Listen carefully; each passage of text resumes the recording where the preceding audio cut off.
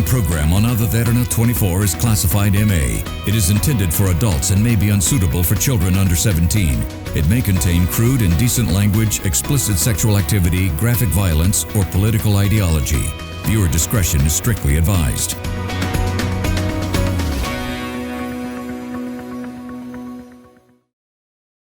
State of the Nation is an opinion-based program. The thoughts and opinions shared within this program are not intended to offend or disregard anyone's perspectives or beliefs. We aim to foster open dialogue, encourage critical thinking, and explore thought-provoking subjects. Recognizing the importance of diversity and inclusion, this program welcomes all viewpoints and cherishes the right to express them freely. This program also contains the opinions of the participants and does not reflect the views and beliefs of the Derana Media Network. The network believes in a safe space for all ideas to be expressed and on its duty to create such a platform for free speech. Viewer discretion is strictly advised.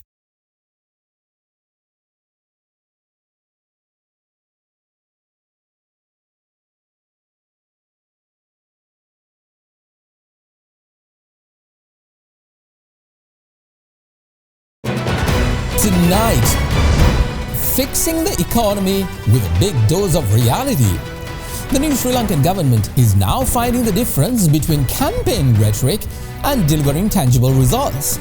The nation's opposition is accusing the government of grandstanding instead of getting down to business and delivering what the government promised. However, the new administration tells the nation, patience.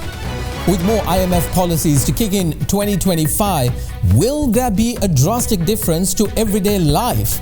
Or would the dire situations for most Sri Lankans continue to be their future as well? For insights, analysis and opinions, tonight I will speak to Deputy Minister of Mass Media and Health, Dr. Hansaka Wijemuni, Deputy Minister of Foreign Affairs, Arun Hemachandra, Global Business Cycle Economist, Dr. Kenneth de Zilwa, Political Economist from the University of Jaffna, Dr. Ahilan Kadirgamar, Health and Nutrition Manager at UNICEF Sri Lanka, Dr. Abner Daniel, Financial Analyst at Nikko Securities Japan, Rasika Chandradasa, and co-founder of WeightMate Australia, Amy Friedlander. Good evening, I'm Mahieash Johnney, and this is the State of the Nation.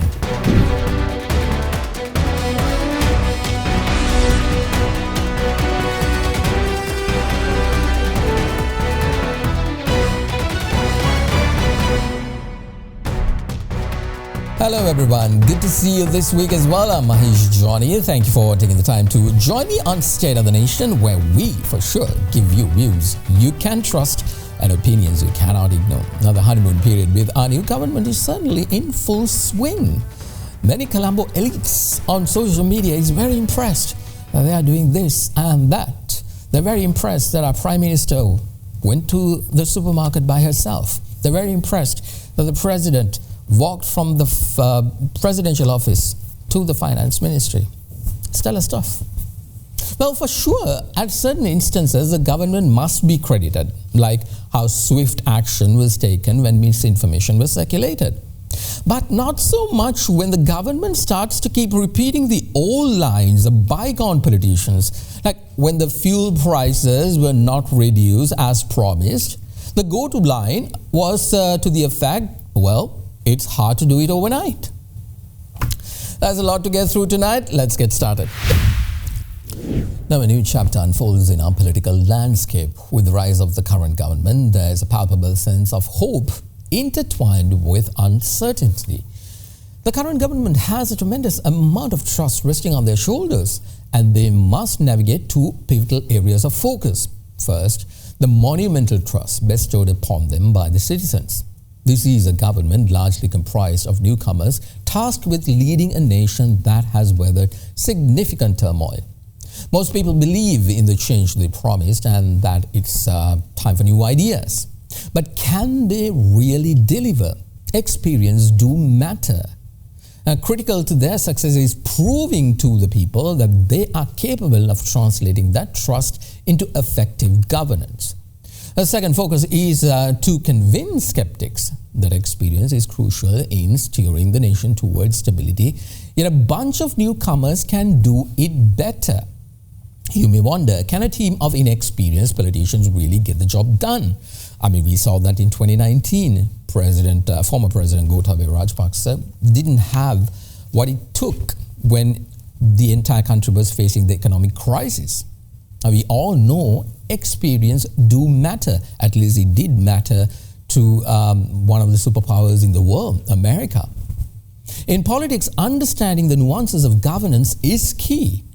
A seasoned politician can navigate through crises effectively.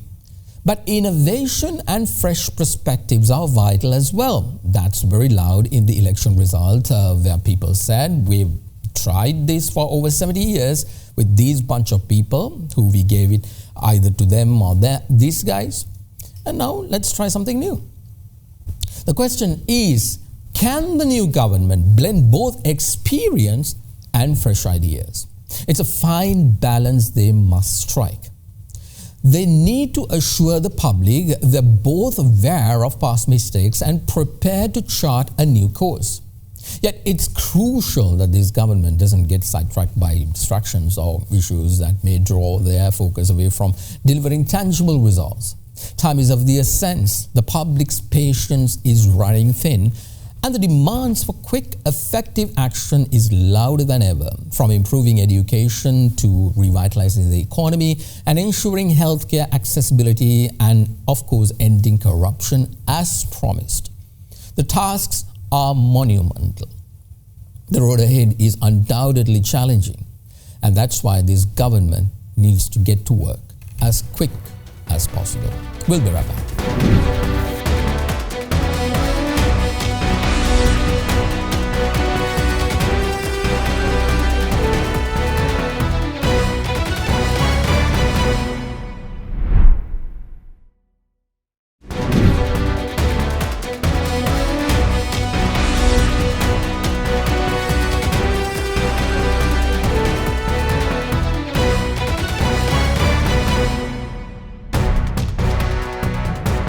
Welcome back, everyone, to the State of the Nation. In our lead story tonight, debt restructuring and the government policy. Now, debt restructuring seems to be one crucial area of focus of this government. And this time around, we were told that this administration is hoping to finalize the debt deals with creditors by the end of 2024, a few more weeks to go. Last week, Deputy Minister of Economic Development, Professor Anil Fernando, while on this show said that the restructuring had been delayed by more than 2 years, costing the country an additional $1.7 billion in accumulated interest, and that the talks with the creditors will conclude soon. Watch. Stabilization process is connected to IMF, the agreement framework and the debt restructuring. So debt restructuring is almost nearing to completion, and probably we would be able to have the final exchange of bonds by the end of this year. Well, in that interview, I also asked the minister when people can really see some tangible results of the economy improving, as there were many timeframes floated during the campaign. He said that some kind of tangible results will kick in by about 2026. They were hoping that they will go through this path, and within 2 years they will see some good results. Now, our nation's economic crisis is not something that needs to be reminded all the time. We all know what we went through, or do we? Have you forgotten already? Well, put your hand into your pocket and see, do you have enough money to go by? Well, that'll jog your memory very quickly. With the 2022 financial crisis, people's trust on seasoned politicians were thrown into the garbage bin. This paved the way for parties like the National People's Power to direct the attention of the people towards a better country. The economic prosperity was key. The message was very loud and it worked. People gave them a chance.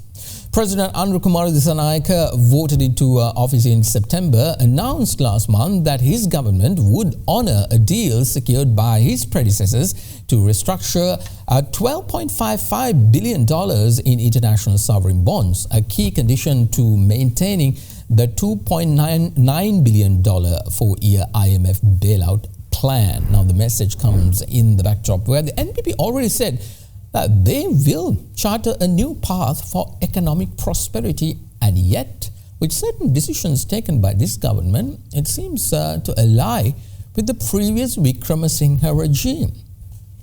Well, let's get some insights into this government's thinking. Joining me now is the Deputy Minister of Health and Media, Dr. Hansaka Wijemuni. Thank you, Doctor, for your time and for being here. Appreciate it. Now, President Anru Kumar Dissanayake, when he met with the IMF delegation recently, told them to find a mechanism that would ease the economic burden on the citizens. We all know that the IMF is not willing to change anything with regard to the agreement. So do you think that your government can deliver the economic relief you promised to the people by following this exact path of the IMF? Yeah, as a government, now we function very smoothly. Not significant controversy between IMF plan and our government, because we both agree to minimize the corruptions and mainly insufficiency. And we have planned.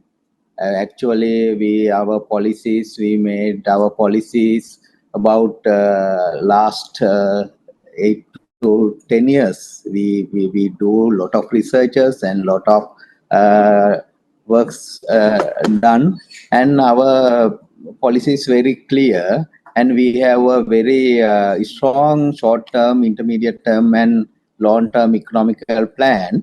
I think we can give a financial relief to our vulnerable peoples in vulnerable groups.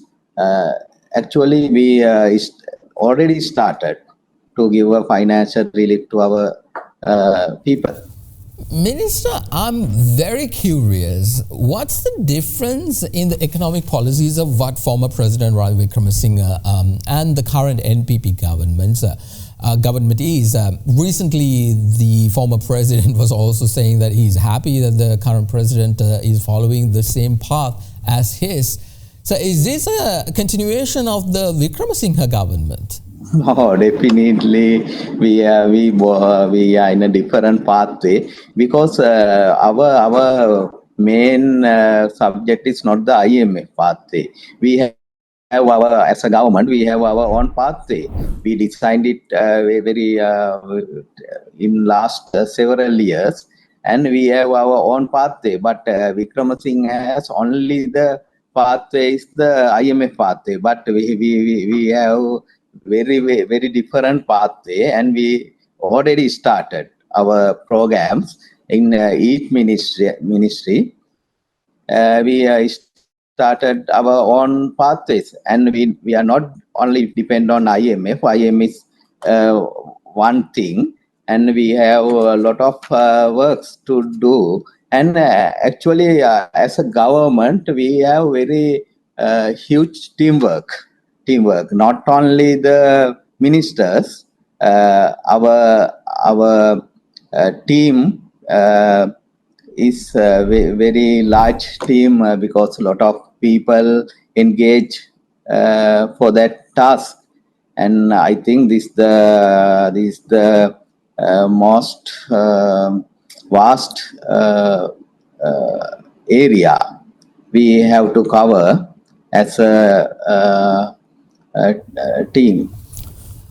Minister, quickly before you go, since you are also the Deputy Minister of Health, there's a risk of around 200 doctors being sent on retirement due to the Public Administration Ministry failing to issue a circular regarding the retirement age. What's the latest on that?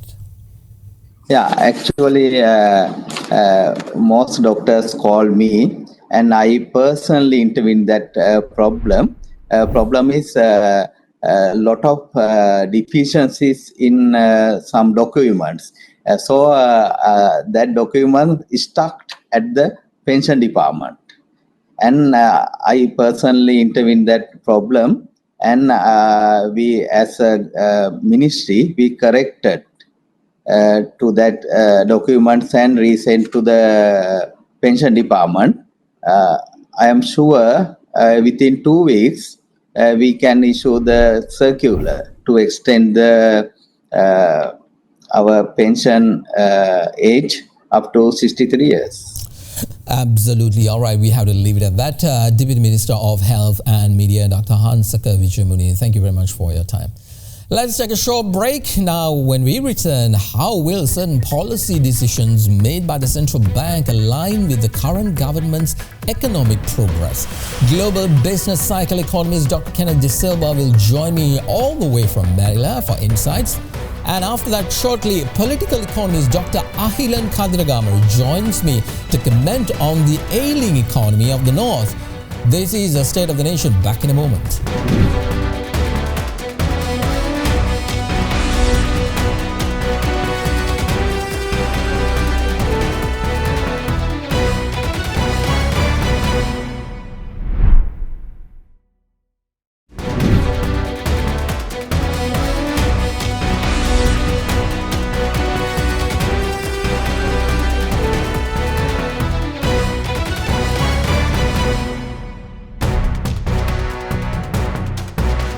Welcome back everyone to the State of the Nation. Now the central bank recently set its new single benchmark interest rate at 8% to bolster the economic recovery of this country. Now the change to a new benchmark means the effective reduction in the policy interest rates would be around 50 basis points. According to the central bank, the decision to ease monetary policy is to ensure that inflation treads towards the inflation targets of 5%, while supporting the economy to reach its full capacity. That's a direct quote from the central bank. Meanwhile, the central bank also introduced the overnight policy rate as its primary tool to signal and operationalize its monetary policy stance. The benchmark rate replaces a system of two gauges under which the CBSL slashed rates by around 725 basis points since and easing cycle that began somewhere around in April of 2023. Now, this comes after the IMF has recommended the move to a single benchmark to improve policy transmission. So does this move aligns with what the government wants to do in introducing a better economic environment for Sri Lanka? Let's get some reactions, and for that joining me now is global business cycle economist Dr. Kenneth Zilwa. He's joining me all the way from Manila tonight in the Philippines. Thank you very much, Doctor, for taking the time to talk to me. Now, there were timelines floated during the campaign by various members of the now government who said that the plan will bring in economic prosperity very soon. But when we asked this from the Deputy Minister of Economic Development last week, he said it'll take 2 years or more.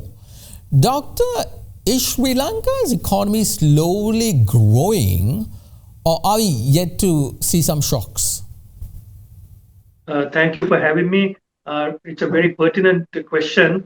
Actually, many people are of the view that the current government is caught in between a rock and a hard place, simply because of the reason that they are currently in an IMF program, and that IMF program doesn't give them any fiscal or monetary space to implement their mandate given by the people.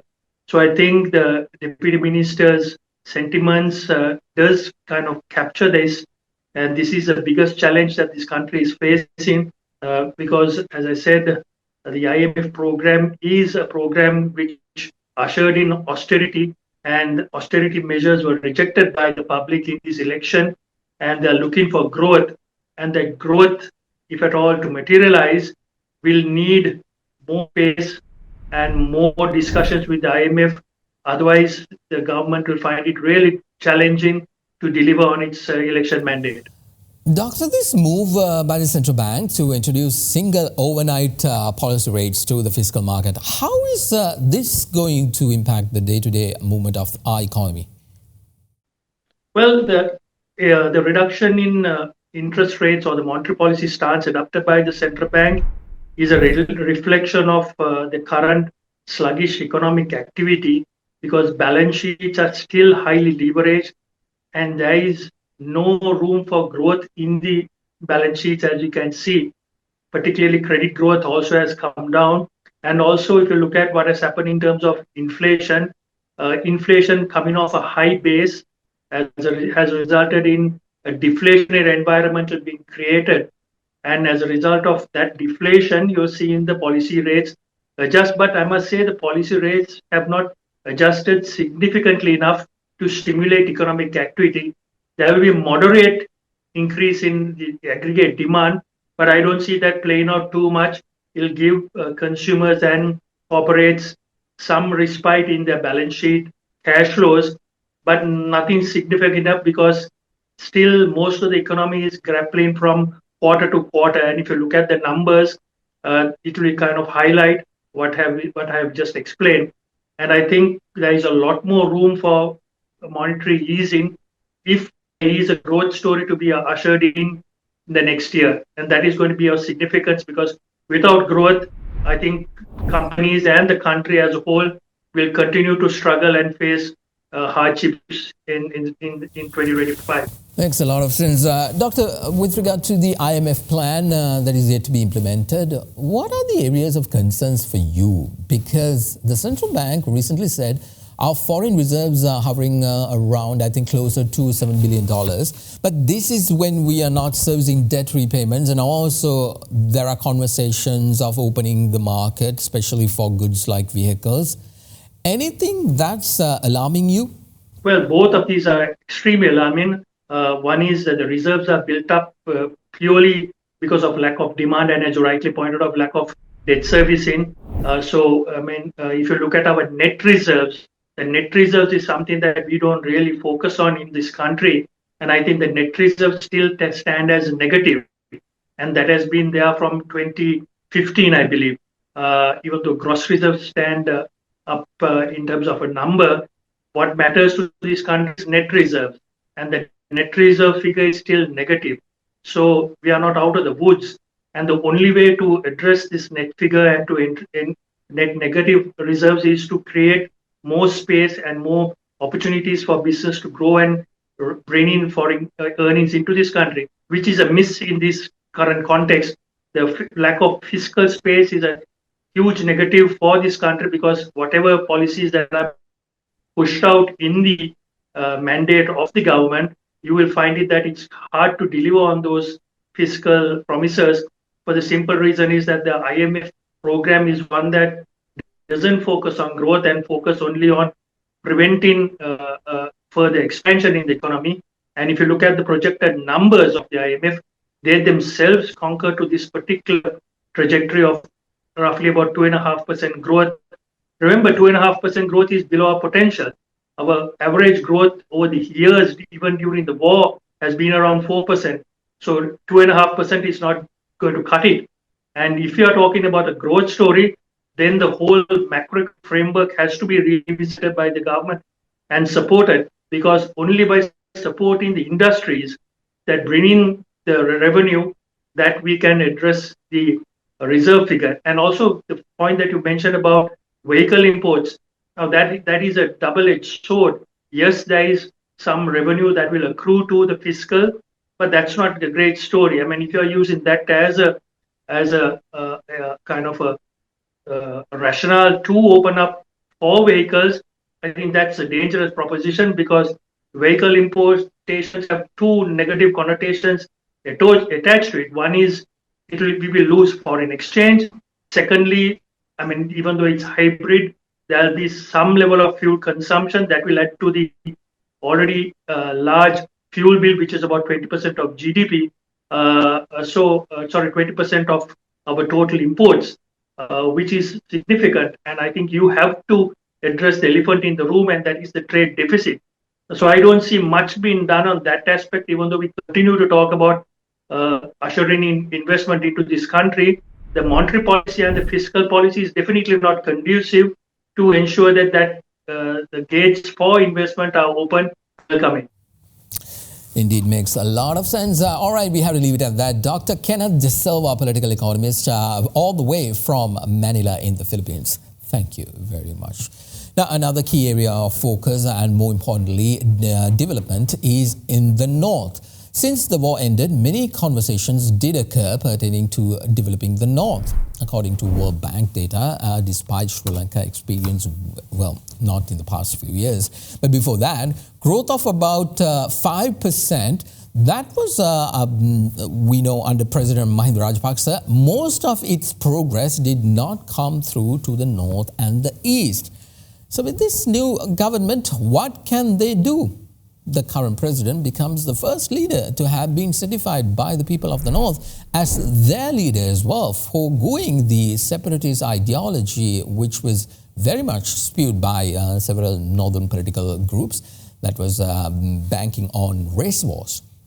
Let's get some insights on that as well. And for that, joining me now is from Dehiwala, is a political economist from the University of Jaffna, Dr. Ahilan Kadirgamar. Good to see you, Doctor, and thank you very much for being here as well. Now, many governments since the end of the conflict promised prosperity for the people in the north. However, when it comes to delivering them, well, that was not in abundance. This led to many from the north distrusting leaders from the south. Now, this time it's different. Why, Doctor, did this sentiment from the people of the north shift? How come they suddenly started to trust a Sinhalese leader, and not only that, delivered a resounding victory for him? Well, Mahieash, this was a historic election.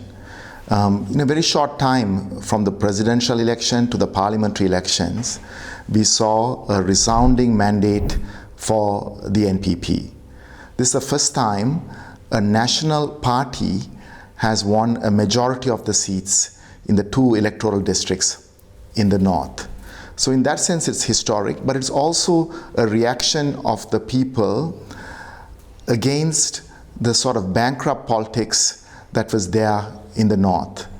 They were sick and tired of Tamil nationalist politics, which has not delivered anything. And like the people in the south, they wanted system change.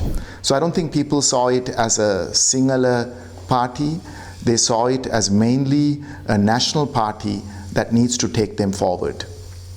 Doctor, economically, the north needs a lot of investment. Up until now, despite there's a rich fabric of Sri Lankan diaspora all around the world, all what they've done is instead of bringing in investments, they brought in resolutions against Sri Lanka at the UNHRC. Now, what are the key areas of focus should be by this government when it comes to the north and the east?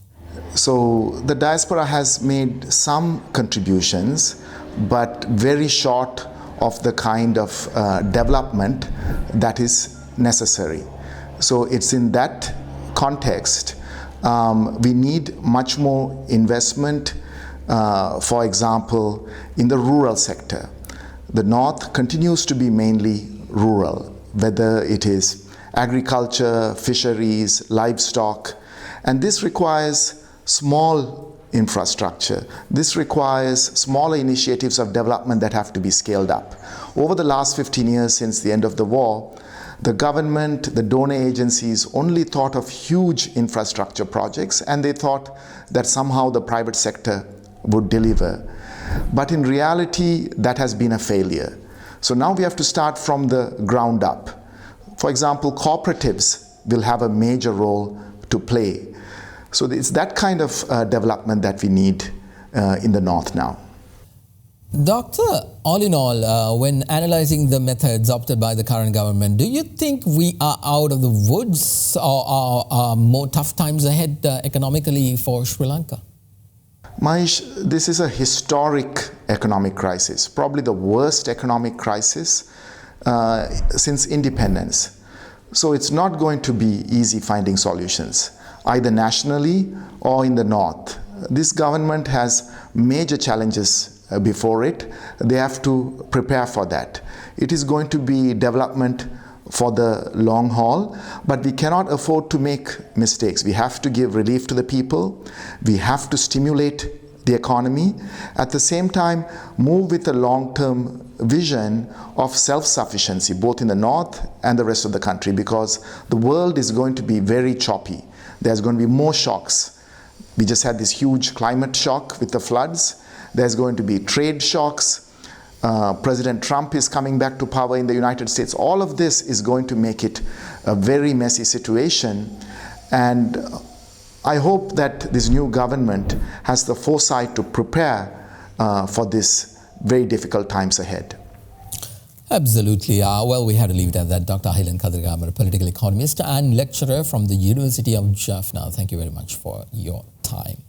Well, with Sri Lanka once again being a hodgepodge of regional politics, can this government steer the nation in a foreign policy that will benefit this nation? For insights, Deputy Foreign Minister Arun Hemachandra will join me shortly, and after that, financial analyst from Nikko Securities in Japan, Rasita Chandradasa, will be here to talk about Japan's recent announcement on Sri Lankan development projects. This is a State of the Nation. Back in a moment.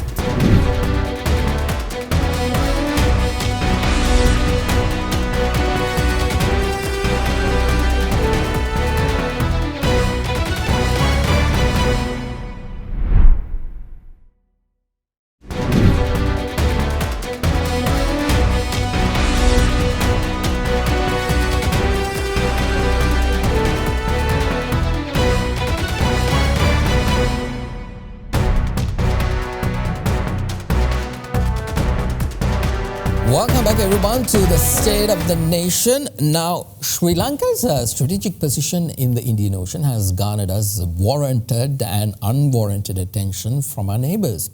India, China, the United States, the UK, and now even countries like Japan is wanting a slice of the Sri Lankan pie. Each government walked a non-aligned foreign policy in order to satisfy all, but at times it worked in our favor, and sometimes it did not do that. What will this government do? Let's get some insights into the new government's thinking on its foreign policy. Joining me now is Deputy Foreign Minister Arun Hemachandra. Appreciate you coming on the show, sir. Thank you very much. First of all, what is the core basis of your government's foreign policy? Many governments had this India first and non-aligned approach. Is it going to continue? Thank you, Mahieash, for this opportunity.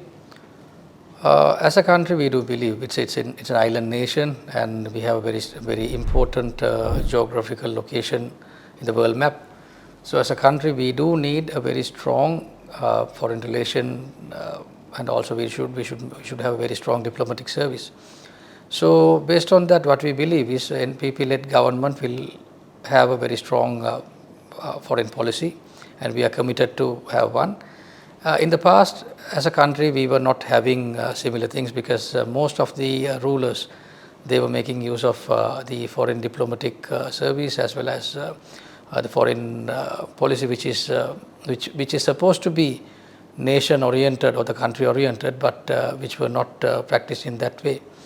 But we as NPP led government, we are committed to have very strong foreign policy, and also we have to understand one thing: India being a very close neighbor, India being a very strong neighbor, India being a country that helped Sri Lanka during the crisis time without any conditions.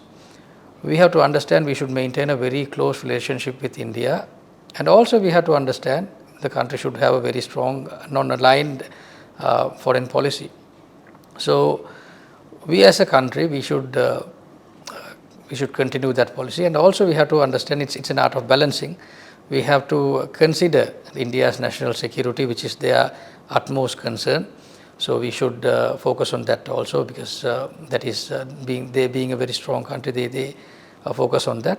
But also we have to have a very strong country-oriented, people-oriented foreign policy. So NPP government is committed to have a very strong country and people-oriented foreign policy, so there's nothing to worry on that. Indeed, Minister, the previous couple of governments were talking about joining BRICS organization as a means of helping our economic development. However, we were told that the application was rejected and then later said no, it was not. Confusion on that part as well. But now the incoming US president has threatened all countries who are joining BRICS and, more importantly, joining a BRICS single currency platform that the US will impose, I think, around 100% tariff on those nations. Now, in a backdrop like that, is your government rethink the move to be part of BRICS? Well, our application to BRICS has not been rejected. It is still under consideration, and we as a country, we have joined the New Development Bank, which is the banking body of BRICS. So the process is still on the move. And about the statement of US elect President Donald Trump, we don't know how practical it is for them to impose such a tariff, but then again, we have to understand BRICS was something inevitable. BRICS was something which could not be rejected. So that there was a need for BRICS, and that is one reason BRICS keeps on growing. So we have not opted out. We have not changed our decisions about BRICS. So that particular application is still on the move, and we are looking forward for positive updates from them. Minister, now President Anukumar Dissanayake is expected to visit India very shortly. Anything new we can expect from this meeting, like any new trade deals or concessions? Or is it just a simple courtesy call that once again signals that Sri Lanka will continue with India first foreign policy? Yeah, it's actually we are happy to inform that President Disanayake's first foreign official visit will be to India. And we should, we believe that we also should continue that tradition, as India being a very close neighbor, very strong neighbor. So we should, we believe that we should start from that point. We should understand that there are many pending agreements to be signed. There are many agreements which are being discussed. So I cannot comment on everything here, but then again, we are discussing with India in regards to many things that were discussed in the past. So it's a new administration, it's a new government. So we should take decisions based on people's and countries' benefits. So there are many things that are being reviewed. There are many things that are being discussed. So the country will have a lot of positive news after President Disanayake's visit to India. We believe we should continue a very strong diplomatic relationship with India, and they are also committed to help us. Today morning also, I met Deputy High Commissioner of India. He paid a courtesy call to my office in the morning. So we discussed many things, but we have to mention one thing, that the decisions will be purely based on the country's benefit and people's mandate. Absolutely, absolutely. Well, a lot of things to see at it as it unfolds. Deputy Minister of Foreign Affairs, Arun Hemachandra, thank you very much for your time. Appreciate it, sir. Well, the Japanese embassy recently announced that any future projects with Sri Lanka will go under a microscope, and more so will be eased on whether it's feasible for Japan to assist. Now, this kind of brought up the question of whether Japan is still not so sure about Sri Lanka's recovery, despite being one of the first nations who worked very hard in the initial phase of the debt reconciliation talks. Joining me now is a financial analyst from Nikko Securities in Japan, Rasita Chandradasa. He joins me all the way from Tokyo via Zoom. Thank you very much, Rasita, for being here. Now, when Japan suddenly announced that future projects in Sri Lanka will only be subjected to, after scrutinizing the effects of it, is this because, in your opinion, that Japan seems to be still not so sure about Sri Lanka's recovery, or is it something internal in Japan as there's major political turmoil within that nation as well, and that every cent spent elsewhere is scrutinized by its people. Hi, Mahieash. Yeah, it's a very interesting but yet a powerful remarks by the Japanese ambassador. Usually, the Japanese ambassadors they prefer to take the back seat, but these days we see, starting from the previous ambassador, they are more like taking front seat, probably imitating their Chinese counterparts. So, to answer your questions, most of these funds comes as ODA. And that department is called Office for Development Assistance, and that is under the Japanese Ministry of Foreign Affairs, which the ambassador belongs to. So this Ministry of Foreign Affairs is a very powerful ministry. It actually controls what are the funds has to be distributed for developing countries, including Sri Lanka. So answer to your latter part, were there any change in the heart of government and the people? The obvious answer is no. There is no more special monitoring or scrutinization by the Japanese public and the government as well. I mean, bear in mind, we still have the LDP government with the new prime minister. So their policies have not changed since the days of the previous prime minister Kishida and the one before Abe-san. So they would definitely going to support, they were going to use their ODA to support the developing countries. But there's a little catch as well. Even though Japan, with its massive GDP and the income is yearly increasing, they also have their fiscal policies to worry about. Let's say they are discussing about their own issues with their taxation, how to change the tax policies to help their poor people who are in the middle class. So that obviously need lots of money. So to summarize this, there will be no change in the policy, even though the ambassador was emphasizing that Japan would only help in the development projects. The ODA itself is Office for Development Assistance, and that would technically only help in the development projects. So I don't expect that to be changed, but the Sri Lankan government has a big task of communicating with the Japanese government, or at least have a special Japan desk, because Japan is by far the biggest ODA donor, and we need her support to maintain our development. Indeed, Rasita. With what the Deputy Health Minister said, with a lot of positions by this government coming into play, a lot of reforms by this government coming into play. They hope that the economy will pick up very soon. So at that time, maybe Japan might change their point of view. Let's leave it at that. Thank you very much. That was financial analyst from Nikko Securities in Japan, Rasita Chandradasa, speaking to us from Tokyo. Well, we are going to take a short break. Malnutrition in Sri Lanka. A recent report suggested that 1/3 of Sri Lanka's children are undernourished. UNICEF Manager for Health and Nutrition, Dr. Abner will join me shortly with insights. This is the State of the Nation. We'll be back in a moment.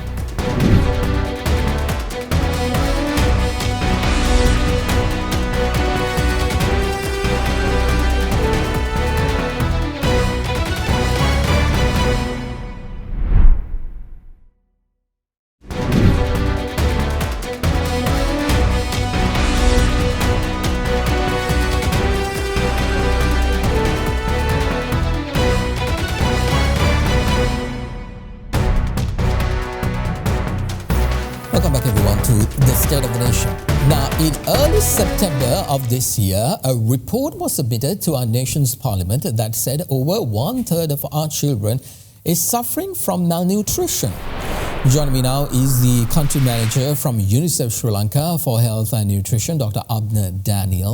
Thank you very much, Doctor, for your time and taking the time to speak to us on this subject.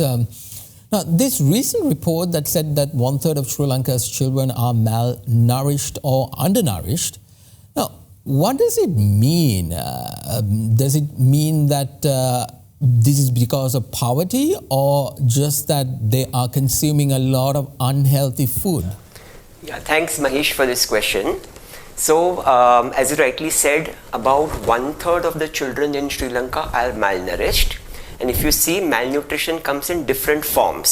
So we have children who are underweight, so their weight compared to their age is low, or who are suffering from wasting, that is their weight for height is low.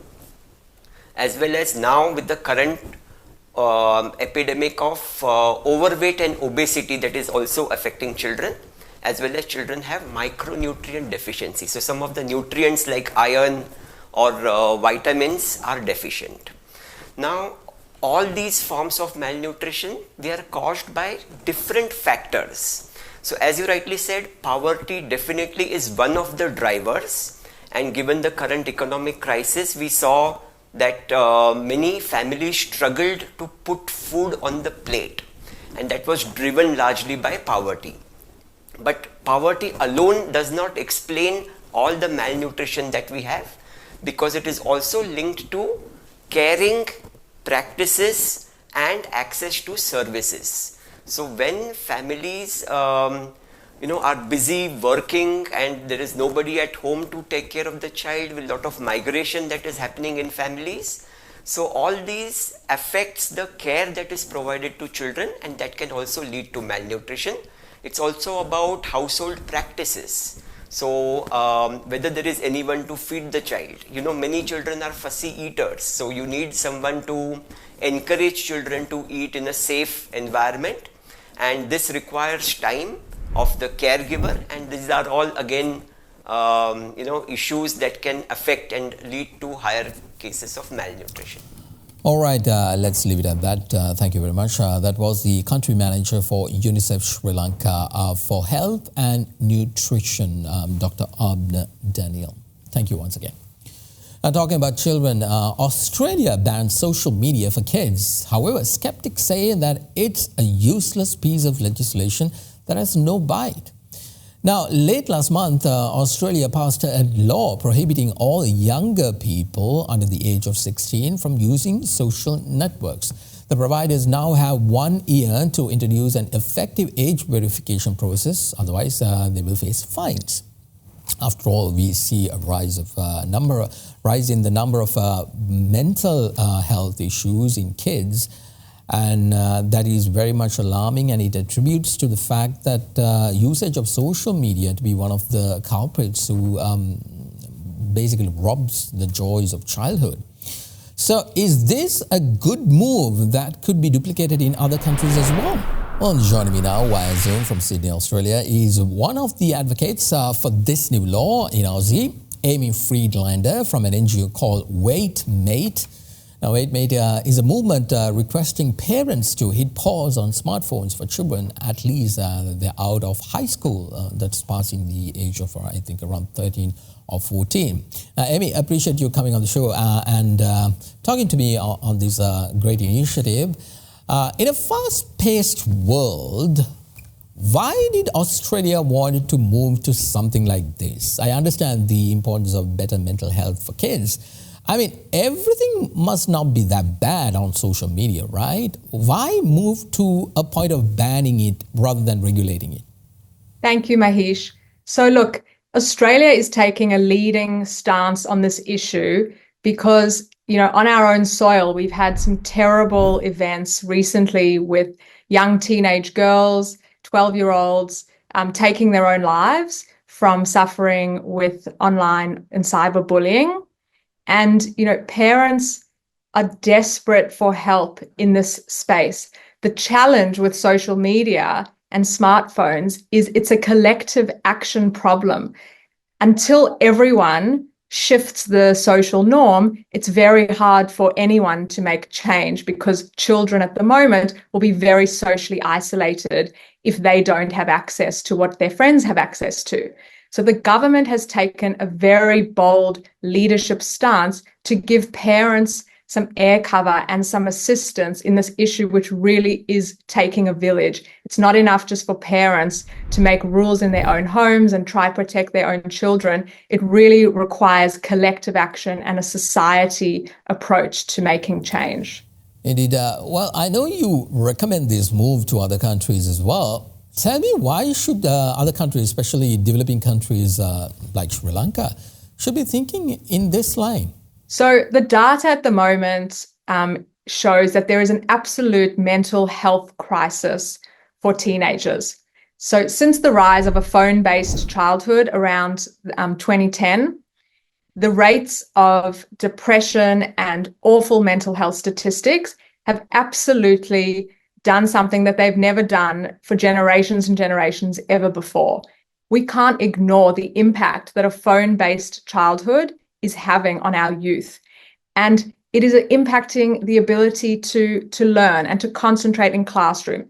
It is impacting children's ability to have social interactions, face-to-face friendships, to have resilience, to be able to overcome everyday challenges. I'm sure you've heard of the Anxious Generation book that came out this year in March by the social psychologist Jonathan Haidt. He has very eloquently linked the rise of the phone-based childhood and the hours spent on social media, which is significant, 4 to 7 hours per day for tweens through to teenagers. And he's linked these new norms with the crazy, awful things we're seeing for youth. So why should just countries like Australia give children their childhoods back and give kids longer to be kids? All children deserve to have normal childhoods where they can, be kids. They can have experiences where they take risks in the real world and not just in the online world that set them up for more success as teens and adults, people who can actually have relationships and hold jobs and stuff, which the generation, the Gen Zs who've grown up with phones and social media are really struggling with at huge numbers. So we want all children across the world to benefit from what our government has decided to put in place to help our children. Indeed, this is a first for the world, and let's see how other countries actually react to this as well, whether this will continue to be duplicated in other nations. Thank you very much, Amy Friedlander from Waitmate, Australia. Appreciate you coming on the show and speaking to us on that. Well,